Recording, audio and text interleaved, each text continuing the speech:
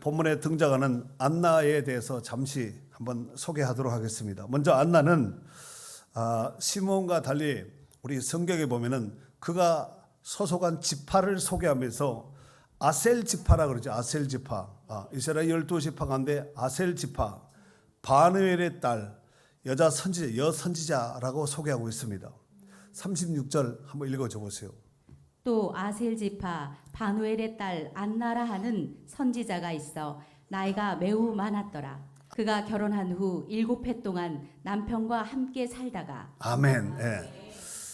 아셀 지파 바누엘의 딸 안나, 그 다음에 선지자, 나이가 매우 많고 결혼한 후 7해 동안 남편과 살다가 그랬습니다. 이 안나라는 이 말의 뜻은 구약의 우리가 성경에 보면은 사사이자 선지자였던 사무엘의 어머니 이름이 한나죠. 한나의 헬라어 음가가 안나입니다. 뜻은 은혜, 은총, 자비라는 뜻을 가지고 있습니다. 안나는 우리 금방 36절에 읽었듯이 바누엘의 딸로 소개하고 있는데, 바누엘은 야곱이 약복 강가에서 이제 외삼촌 집 라반에서 20년 생활을 마무리하고 가나안 땅을 돌아옴에 있어서 약복강을 이제 그 앞에서 이제 하나님의 사랑과 씨름을 하지요. 그리고 그곳에서 이름을 계명받습니다. 야곱이라는 이름 대신에 이스라엘이라 이름을 계명을 받습니다. 그리고 그곳 이름을 분이엘이라고 했는데, 분이엘 하나님의 얼굴이라는 뜻이지요. 이 분이엘을 헬라어 음가로, 분이엘은 히브리 말인데 히브리어인데 헬라어 음가로 바꾸면은 바로 이제 바누엘이라는 뜻인데 하나님의 얼굴, 파님, 하나님의 얼굴이라는 뜻입니다. 그리고 금방 읽었듯이 이 안나는 나이가 매우 그냥 많은 것이 아니라 매우 많았다는 거예요. 그리고 그가 결혼한 후 7년 동안 함께 살다가 과부가 되고 몇 살이 되었다고요? 84세가 되었다고 했습니다. 옛날 시대에 지금 84세면은 새벽기도도 나올 군번인데, 옛날 84세 오래 산 거예요.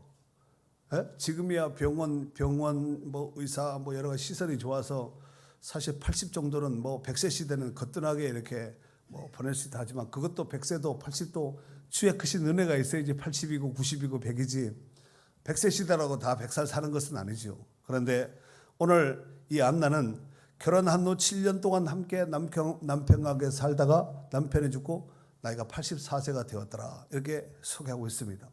이 말을 직역을 하면은 안나는 84세까지 과부로 지냈다, 이런 뜻입니다.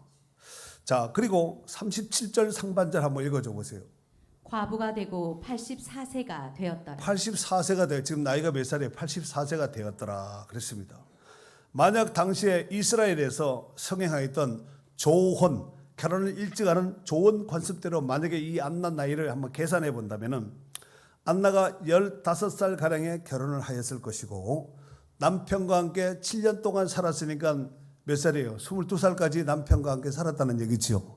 그리고 과부가 되어서 약 60년 이상 과부로 혼자 살았다는 것을 알 수가 있습니다. 그리고 안나는 그 긴 세월인 60년 이상을 살아오면서 하나님의 성전을 떠나지 않고 주야로 금식하며 하나님 앞에 기도하며 섬겼던 사람이다, 이렇게 소개하고 있습니다. 자, 37절 하반절 읽어줘 보세요. 이 사람이 성전을 떠나지 아니하고 주야로 금식하며 기도함으로 섬기더니. 아멘. 이 사람 안나가 성전을 떠나지 않았다, 그리고 주야로 금식했다, 그리고 기도함으로 섬겼다, 기도로 섬겼다는 얘기지요. 자, 요 말씀을 지금 이제 36절 37절에 있는 말씀을 정리해서 한번 말씀을 해보면은, 안나는 남편과 이제 결혼하고 사별한 이후에 하나님의 성전 중심으로 삶을 살았다는 것을 알 수가 있습니다. 그리고 안나는 하나님의 성전을 돌보면서 봉사일도 아마 많이 하였으리라 짐작이 됩니다. 더욱이 안나는 그 당시 여러 가지 사연을 안고 하나님의 성전에 와서 기도하는 많은 사람들을 위하여서 중보기도 해줬던 기도의 사람이었다는 것을 알 수가 있습니다. 자, 그런데 우리가 지난 주일날 제가 시몬 설교를 했고, 그다음에 오늘은 이제 안나, 이제 여선지자에 대해서 84세 된 여자 선지자, 여선지 안나에 대해서 이제 말씀을 전하고 있는데, 사실 시몬도 그렇고 안나도 그렇고 나이가 많습니다. 두 분 다 나이가 많아요. 그런데 아마 서로가 굉장히 성전을 떠나지 않고 기도했던 또 성령의 위로가 있었던 사람들이었으니까 아마 시몬에게 있어서는 안나가 굉장히 위로가 많이 되었어요. 인간적으로 볼 때. 또 안나도 시몬이 굉장히 위로가 되었으리라 생각됩니다. 그렇지 않겠습니까? 더욱이 안나에게 있어서 시몬이 위로가 될 수 있었던 것은 그냥 곁에 있어서 위로가 아니라 분명히 하나님께서 시몬에게 그렇게 말씀하셨거든요. 너는 메시아를 보기 전에, 구원자로 오실 메시아를 보기 전에 너는 안 죽는다. 이 말씀을 시몬이 받고 확신을 가진 거예요. 그래서 안나에게 내가 살아있는 동안에 반드시 메시아로 오신 예수님을, 구원자로 오실 예수님을 볼 겁니다. 조금 참고 인내하면서 기도합시다. 아마 서로 간에 이렇게 위로가 되고 서로 간에 중보기도 하고 서로 간에 어떤 이렇게 붙듦이 되지 않았겠나 싶습니다.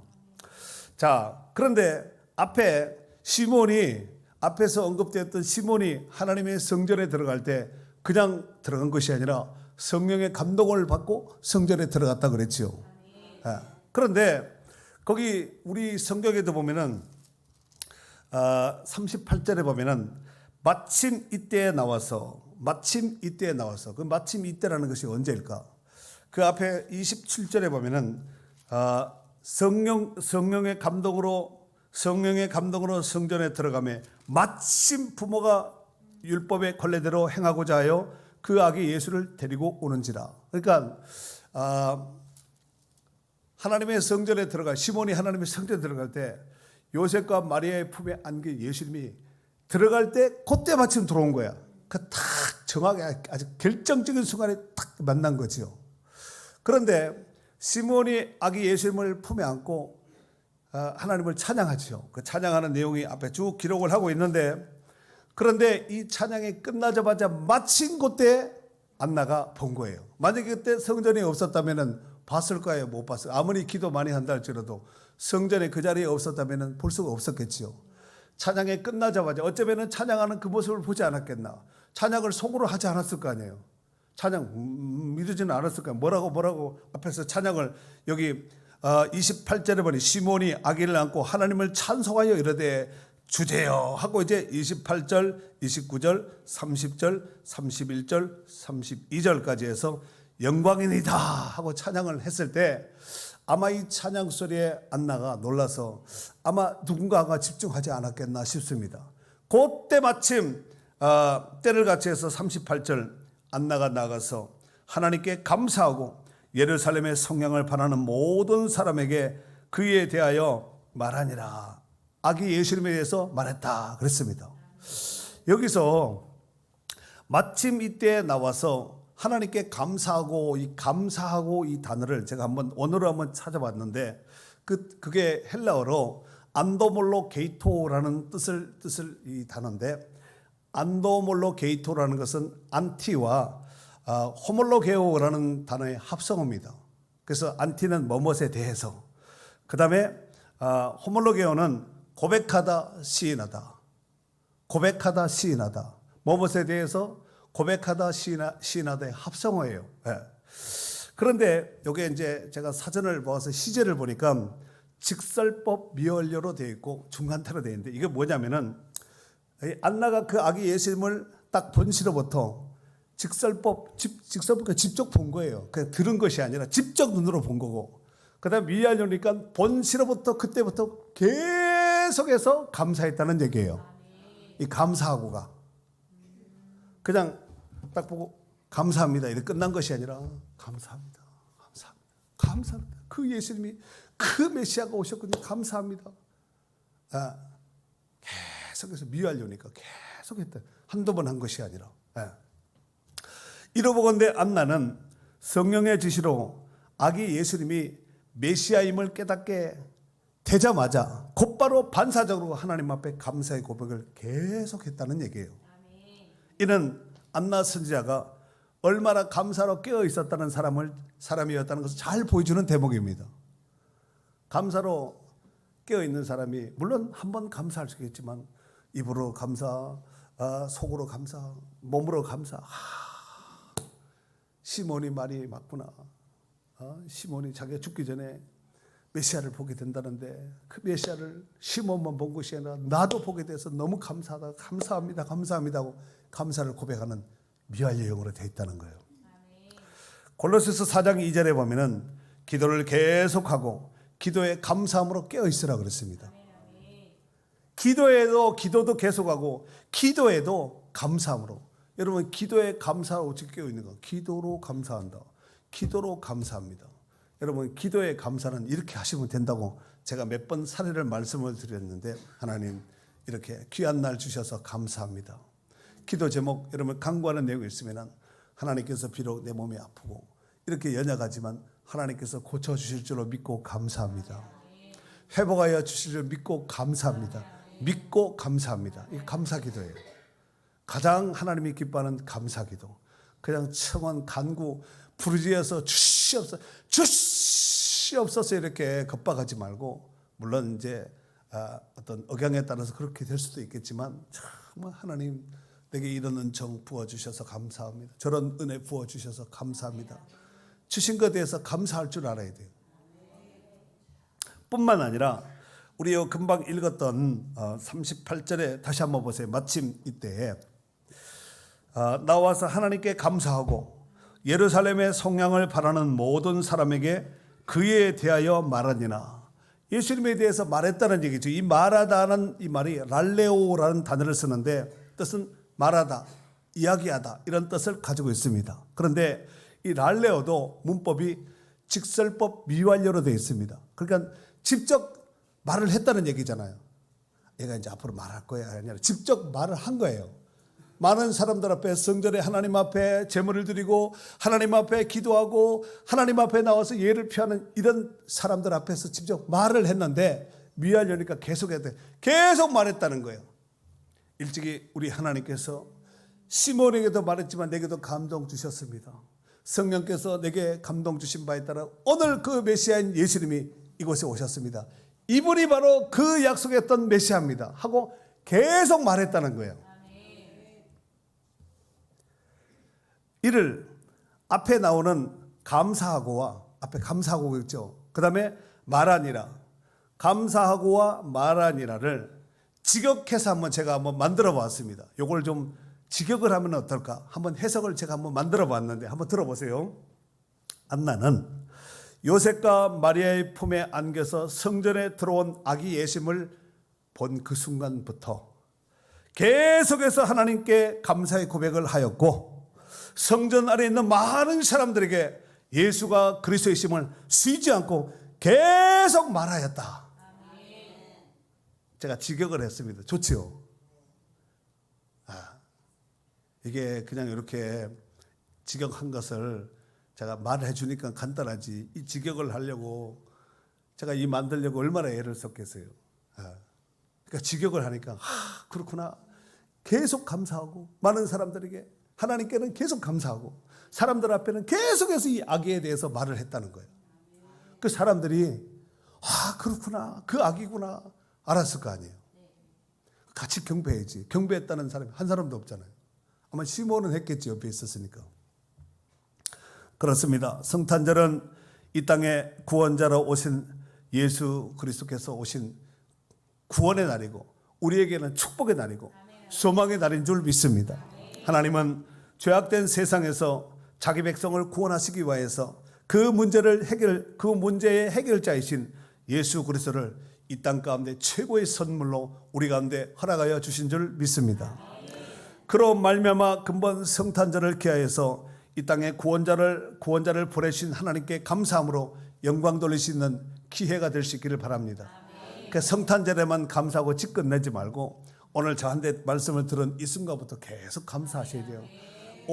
우리가 각 기간별 축하 발표할 때도 이게 맡은 파트 자기 순서 맡은 것을 감사함으로 해야지. 좀 틀리면 어때? 틀릴 수도 있지. 우리가 뭐 프로고 잘하고 텔레비 나오고 연예인 되고 다 됐지. 여기 이러고 있겠어요? 그러니까 틀려도 괜찮습니다. 틀려도 은혜예요. 틀릴수록 우리 박수 해주면 돼요. 박수. 그럴 때 한번 웃는 거지. 너무 완벽하게 하면은 이것들이 얼마나 연습을 했길래 틀리지도 않고 그러지는 않겠지만 자 그리고 주님 다시 오실 그날까지 죄로 말미암아 지옥 갈 수밖에 없는 사람들에게 죄인이 살 수 있는 유일한 길인 예수 그리스도를 전하고 안나처럼 증거하는 삶을 살아야 될 줄 믿습니다. 계속 증거해야 돼요. 우리도 이제 앞으로 예수님 다시 오실 때까지 계속 증거해요. 요 성탄절 끝나면 끝 이러지 말고 계속 증거해야 돼요. 마태복음 1장 21절에 보면은 아들을 낳으리니 이름을 예수라 하라. 이는 그가 자기 백성을 그들의 죄에서 구원할 자이심이라 그랬습니다. 온 세상 죄를 위해서 온 세상 사람들을 구원케 산 것이 아니라 그가 자기 백성을 그들의 죄에서 구원할 자이심이라. 자기 백성 근적에서 오셨다는 거예요. 예수라는 그 이름은 그가 자기 백성을 그들의 죄에서 구원할 자이심이라. 구원자, 예수는 구원자입니다. 사도행전 4장 12절에 보면은 다른 이로서는 구원을 받을 수 없나니 천하 사람 중에 구원을 받을 만한 다른 이름을 우리에게 주신 일이 없습니다. 그렇습니다. 다른 이름을 주신 일이 없습니다. 오직 예수입니다. 요한복음 20장 31절에 보면은 오직 이것을 기록함은, 이 성경을 기록함은 너희로 예수께서 하나님의 아들 그리스도이심을 믿게 하려 함이요 또 너희로 믿고 그 이름을 힘입어 생명을 얻게 하려 함이니라 그랬습니다. 이 성경을 볼 때 예수님이 그리스도구나. 그 이름을 믿고 힘을 얻어서 생명, 구원을 얻게 해서 이 성경을 우리에게 주셨다라고 말씀하고 있습니다. 요한복음 1장 12절에 보면은 영접하는 자 곧 그 이름을 믿는 자들에게는 하나님의 자녀가 되는 권세를 줬다 그랬습니다. 누구에게? 영접하는 자. 예수님의 이름을 믿는 자, 예수님을 영접한 자에게는 하나님의 자녀가 되는 권세를 줬다는 거예요. 그러니까 우리는 권세 있는 하나님의 자녀들입니다. 그 어깨를 쫙 펴고 눈을 좀 이렇게 약간 째려보지는 말고 탁 이렇게 좀 확신을 가지고 사셔야 돼요. 맥없이 막 이렇게 막 미숫가루 풀듯이 이렇게 하지 말고 좀 이렇게 자신감을 가지고 이렇게 살아야 되지 않을까. 권세 있는 하나님의 자녀인데 비실비실하고 이렇게 해태 맛동산 같이 그러면 다니면 안 되잖아요. 그래야 안 그래요? 자, 이제 2024년도도 오늘 22일이니까 딱 9일 남았습니다. 어제 제가 설교 준비하면서 10일 남겨두고 있습니다. 이렇게 했는데 하루가 지났으니까 9일 남았네. 예. 그리고 많은 사람들이 성탄과 연말 연시를 앞두고 새해에 대한 나름대로 기대치를 가지고 아마 새해를 맞이해야 되겠다. 이런 소망감을 가지고 있으리라 생각됩니다. 하지만 여러 가지 정황들을 볼 때에 새해가 되어도 전망은 그리 밝지 못할 것 같습니다. 오늘 본문의 안나는 하나님의 성전을 떠나지 아니하고 주야로 금식하며 기도로 섬겼다고 말씀하고 있습니다. 안나는 한 번, 두 번, 몇 번, 10번, 20번 이렇게 기도한 것이 아니라 1, 2년 기도하고 만 것이 아니라 60년 이상 하나님의 성전의 주변에 거하면서 성전을 떠나지 않고 기도했다는 거예요. 어쩌면 안나의 인생은 정말 하나님의 성전에서 봉사하고 기도하는 생으로서 그런 생을 다 바쳐서 지금껏 왔다고 해도 과언이 아닐 정도라고 생각됩니다. 안나도 여러분 생각해 보세요. 15살 때 결혼해가지고 남편과 7년 살고 22살인데 22살이면은 다시 재혼해도 되잖아. 22살. 안 되나? 너무 늙었나? 50도 60도 하는데 22살이면 얼마든지 다시 재혼할 수 있지 않겠습니까? 팍 사갔겠어요 그때? 얼굴도 막 팽팽하고 그러지 않았겠어요? 그런데 그때서부터 22살서부터 84세 될 때까지 60년 이상 긴 세월 동안 하나님의 성전을 떠나지 않고 하나님의 성전에서 봉사하고 기도로 섬겼다는 거예요. 아마 그랬을 것 같아요. 많은 사람들이 와서 이제 기도할 때 뭐 기도 제목들이 있을 거 아니에요. 가지가지 사연들이 있지 않았겠습니까? 뭐 울고 불고 하는 이런 사람도 있고 뭐 조용히 기도하는 사람도 있었겠지요. 딱한 사정에 이런저런 기도 제목을 서로 나눌 때 아마 그런 심정으로 안나가 기도 많이 해줬을 것 같아요. 그래서 정말 안타까울 때는 자기도 같이 금식하면서 주야로 금식했다 그랬잖아요. 같이 기도하지 않았겠나 싶습니다. 그리고 안나가 기도하는 것마다 다 여러분 기도한다고 다 응답받는 것은 아니잖아요. 물론 하나님은 어떤 방법을 통해서 하나님 응답하시지만 내 때에 하나님이 응답하는 것이 아니라 하나님의 때에 응답하지 않습니까? 그래서 안나는 밤낮 기도하면서 금식하면서 낙심하지 않고 기도 응답받을 때까지 기도했으니까 아마 그 몸이 좀 튼튼한 몸이기보다는 좀 약하고 좀 이렇게 마른 이런 몸이 되지 않았을까. 금식한 사람이 무슨 힘이 있어서 장군과 그렇게 튼실하겠어요. 정말 연약한 가지같이 연한 가지처럼 그런 모습이 되지 않았겠나 싶습니다. 그리고 나이가 84세니까 젊지 않잖아요. 84세 먹은 이 할머니 안나 선지자가 젊은 사람 같지 않았을 거 아니에요. 막 겨우 거동하며 오가고 이러지 않았겠나 싶습니다.